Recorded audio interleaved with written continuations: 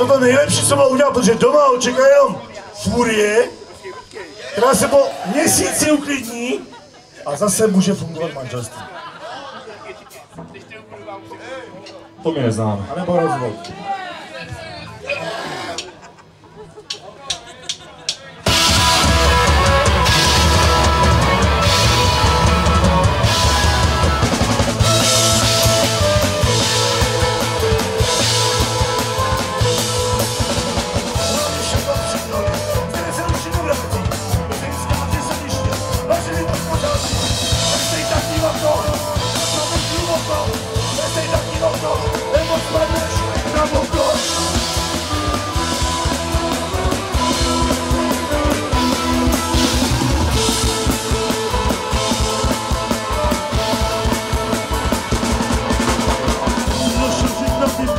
Velký fialky, na prězka posadil se, zadil si do náky.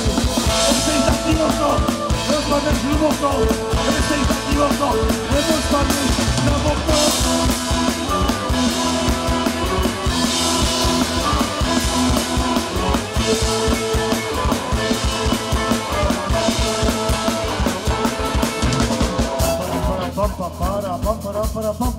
Tento znám, tento znám,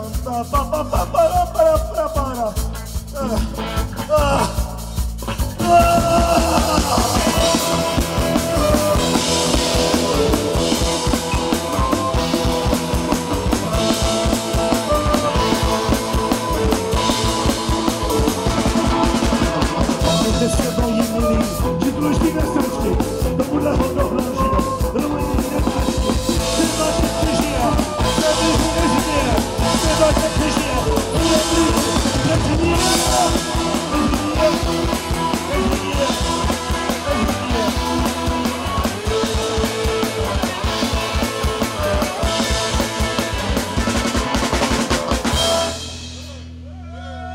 děkujeme, že jste tady s náma a ne třeba na tom Krištof kempu, vole, prostě hradiští, vole, kde je moje manželka, ty vole.